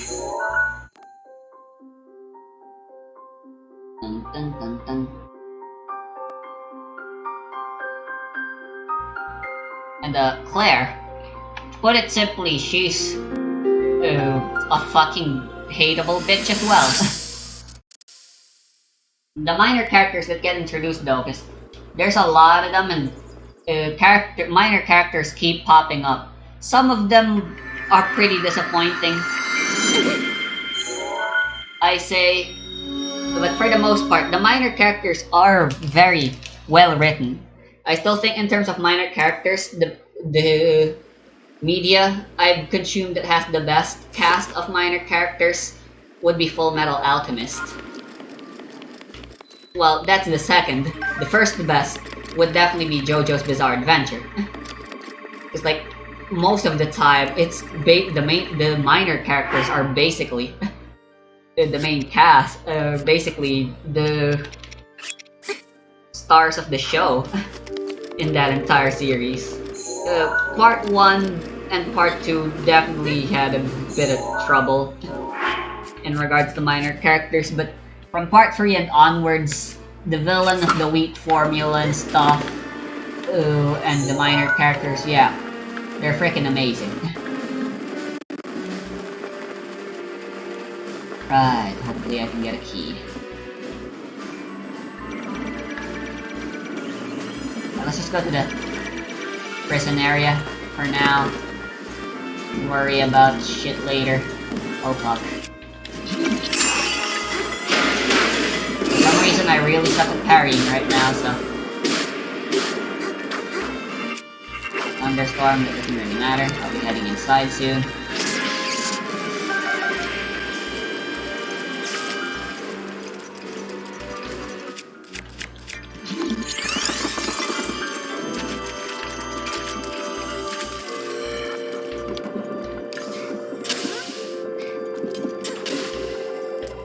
But yeah, despite how hateable they start off, again, the main selling point of the 2 leading characters is definitely their character development together. How their love grows and how they feed off of each other, how they interact, and how they grow as a person throughout the journey and stuff. Which is, yeah, that's the main reason why I say Chapter 1 is endearing in spite of everything, and nostalgic.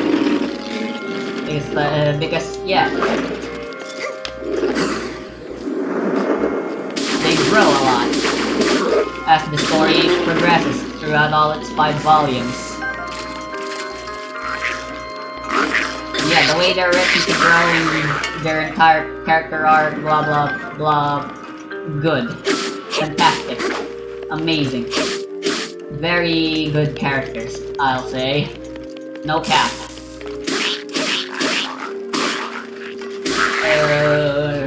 So yeah, let's talk about the side characters introduced here. Good God, there is a lot of them. First, there is Misha, who is a pretty relevant character that gets a lot of screen time. Definitely one of the more major side characters. Misha Jur, the sidekick, and stuff. Oh yeah, fuck. An important part of Ray's character. I'm supposed to talk about it, and that's the fact that she is reincarnated from this world to the next, and how she blatantly abuses her knowledge of the game to pull through. Because yeah, that's like a major part of her character. The fact that she knows. And like, I like to say, that was one of the first things I noticed and liked about Claire. I hated everything else, but like, think about it, you know? Imagine you're Ray in her exact scenario. Like, isn't this a common power fantasy for all of us? Like, being put into a game world that you're very familiar with, and then just using full advantage of that knowledge to get what you want. It is annoying, plot-wise, world-building-wise, and character-wise, but at the same time helpful. So, I don't know, kinda no winning, I guess, with me. Oh, I have the key. I need more shields. Fuck. Are you kidding me? Not even modded. No.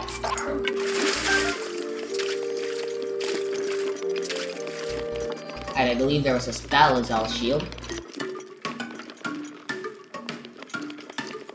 Excuse me?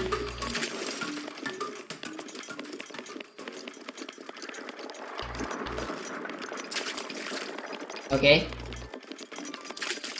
Yeah, who cares? I'm gonna get the best shield in the game ever anyway, soon enough. Let's just get our attack buff and get this over with.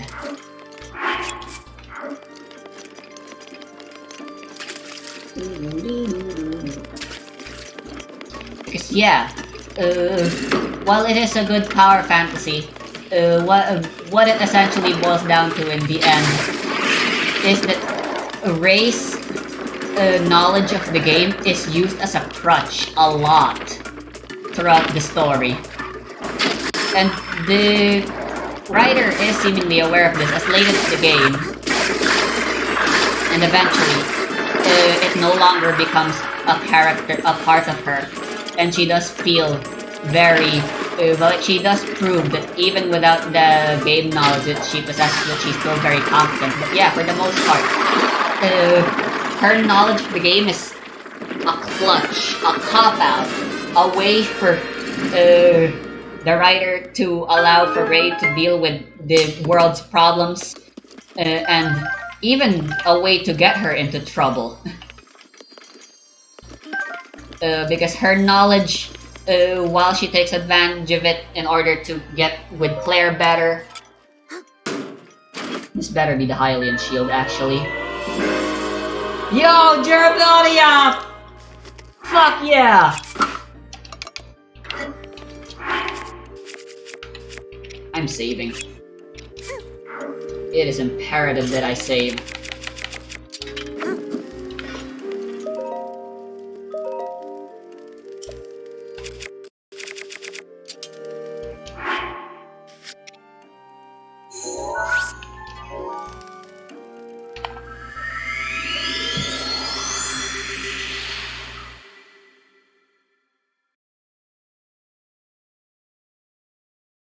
Because yeah, many times, you know what, let's discuss this now, because yes, this is one of my major criticisms. I shall talk about it now. Rey, the fact that the world is a game, the fact that she knows it, and willingly takes advantage of her information, and how it's used throughout the novel. I got pee actually. I'll be right back.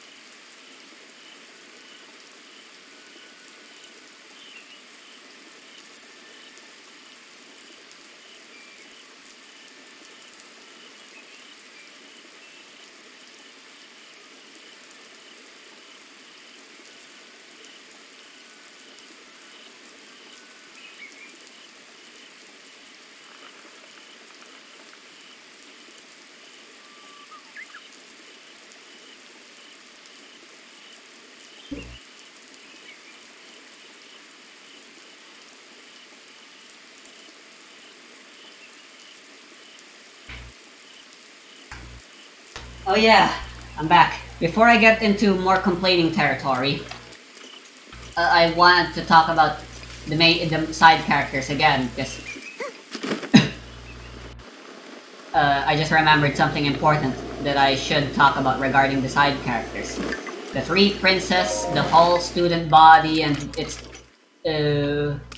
teachers and shit and other staff.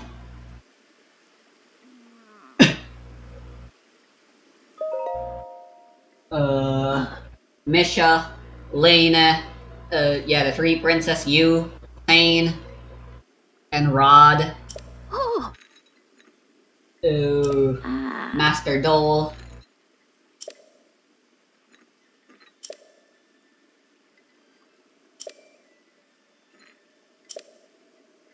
And who else was introduced? There, that's a minor character. Cause yeah, a lot of the time, the minor characters serve one purpose, and that is to further the relationship of Claire and Ray together.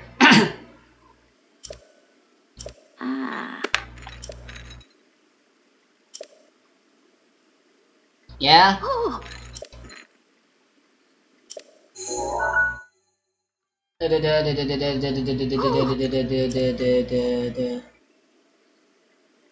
And there's nothing bad about a character having one purpose, as long as they serve their purpose well and it's written good and stuff.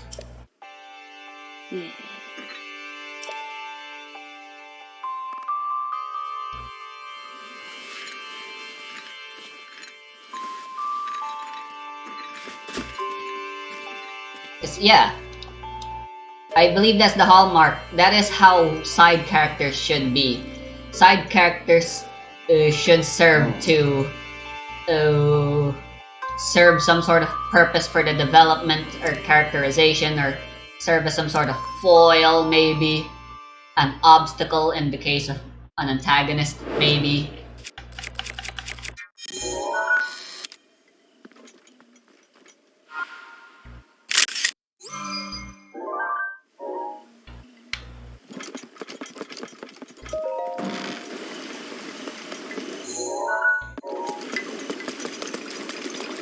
Yeah, that's the hallmark of a good side character. That's how side characters should be, you know? And enriching the world and enhancing the story and giving more character to the characters that, begrudgingly enough, as much as I hate to say it, serving to develop the only characters that matter, which is the main cast.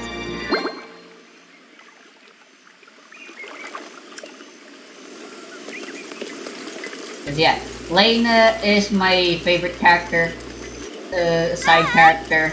I'll talk about my gripes and how they massacred her later. Cause yeah, I liked her, but I definitely didn't like her treatment. And a lot of other side characters and how they were treated in the story.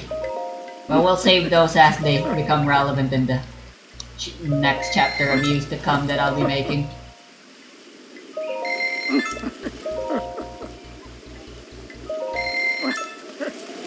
So yeah, let's talk about Rei. Formerly Rei Ohashi, she just suddenly wakes up to find she's with Claire and she's in her favorite game now, and she just accepts it. Now, one of the gripes I had, this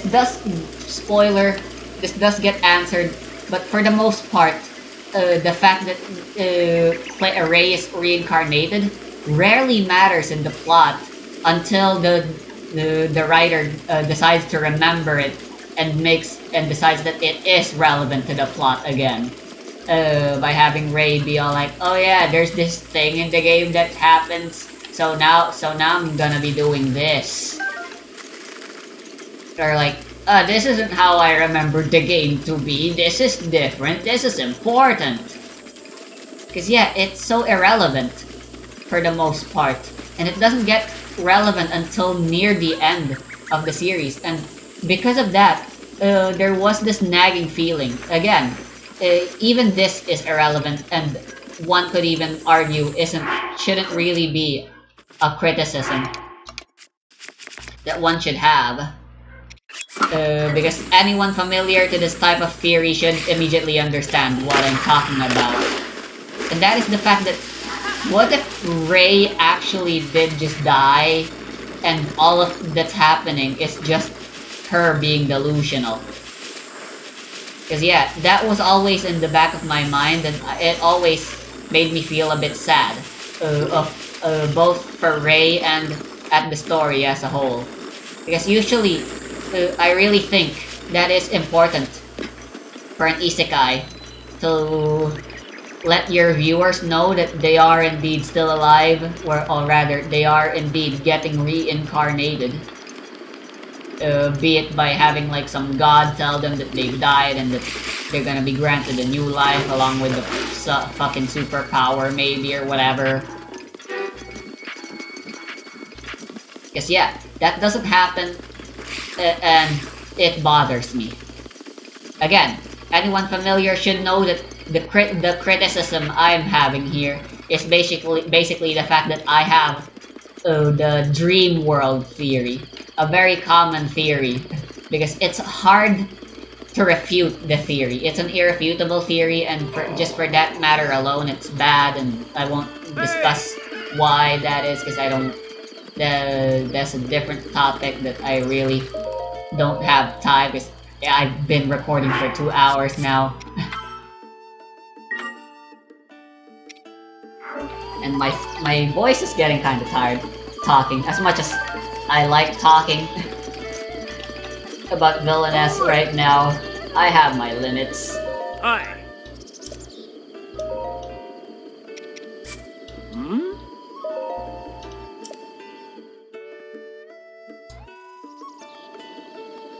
Oh, hey. What was I talking about? Yeah.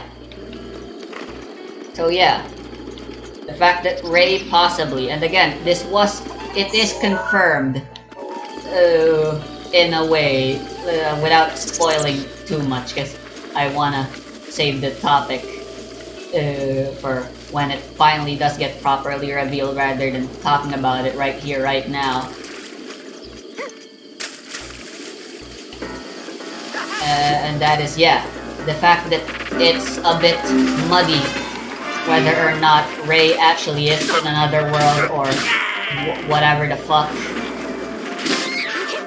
But for the most part, you should just accept that this is the story and don't think too much about the concepts and ideas, or whatever the correct word I'm looking for is here.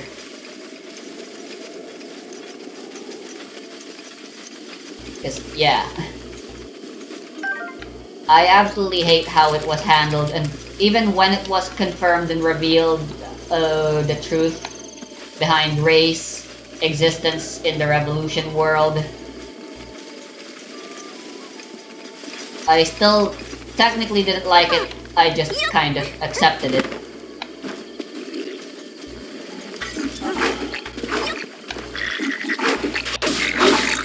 Begrudgingly. But yeah, it is an important part of her character regardless. The fact that she knows about the world as well as she does. That's one of the main ways she was able to win Claire's love, as well as one of the problems. One of the conflict, as well as a blessing as well as a curse. A double-edged sword.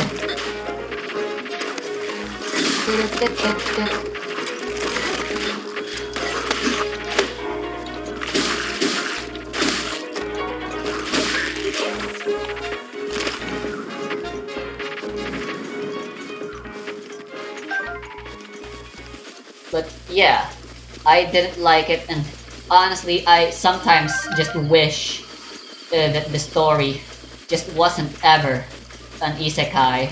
So yeah, I blame society as a whole for oversaturating the market as it did with all this goddamn isekai.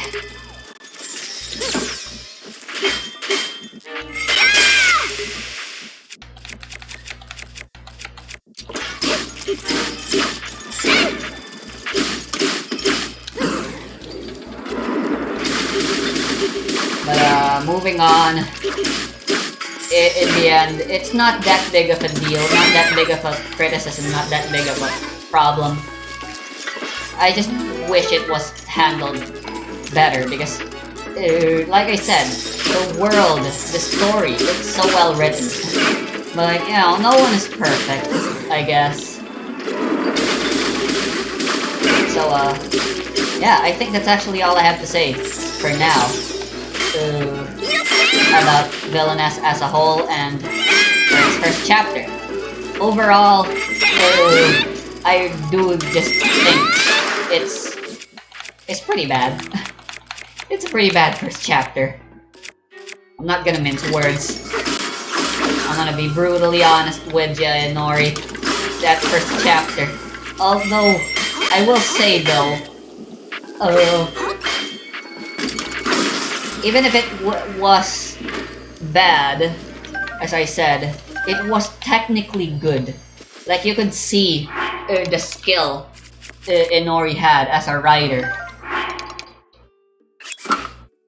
through the first chapter, as it laid the foundation for a bunch of stuff, a bunch of important stuff. And yeah, good, just good. So I guess I'm just gonna go beat up this guardian and find my final memory. And I always struggle with the final memory.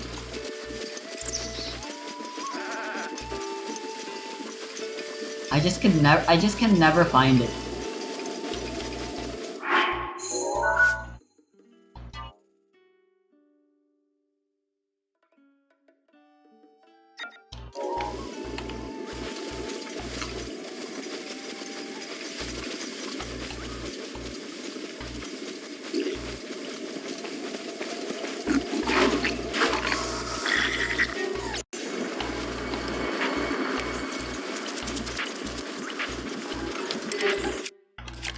I don't have time for this.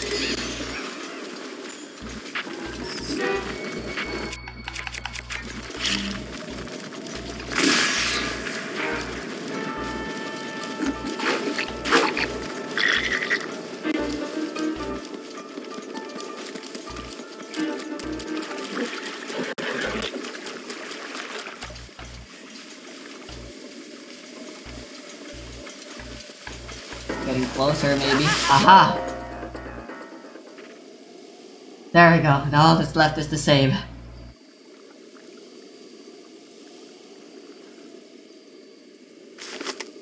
I'm gonna be busy now. I was planning on doing some writing. I can probably still multitask somehow. I'll talk about chapter 2 some other day. Just wow. I guess I can go back to continuing watching Creek here now. Wait, oh my god! Where was Hinnock's penis? Link,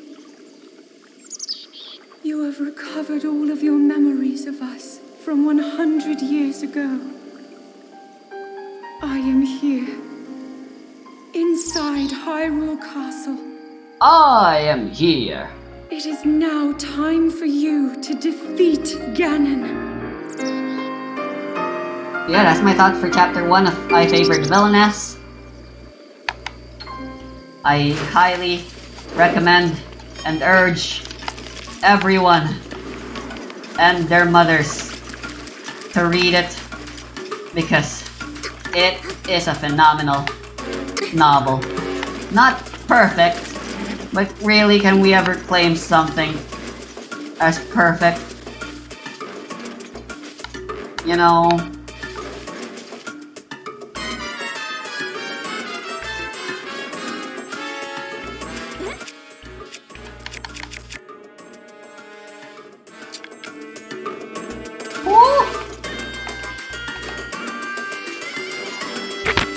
Oops.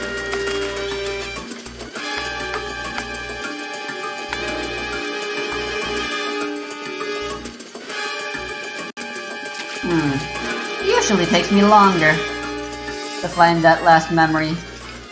I guess you could say I've been improving. Hey!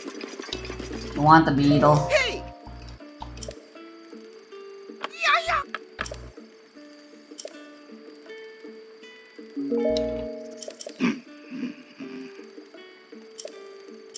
Sa!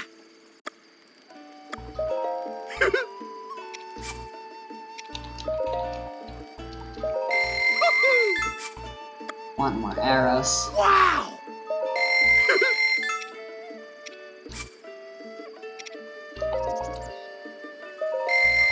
These are good.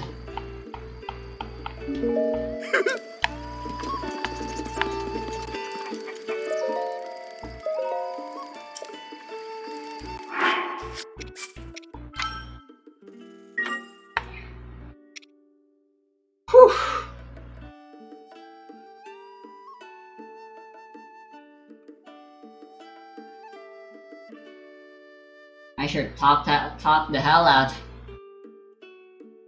today. Ah shit, I'm still recording.